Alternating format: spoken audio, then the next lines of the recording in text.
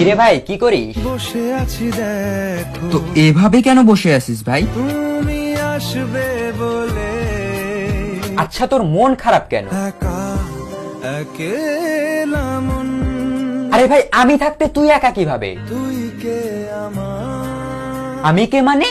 আমাকে তুই ভুলে গেলি? না রে না ভাই তুই কি তোর লাইফে ভালোভাবে বাঁচতে চাস না? বেঁচে থেকে লাভ কি বল বেঁচে থেকে লাভ কি মানে?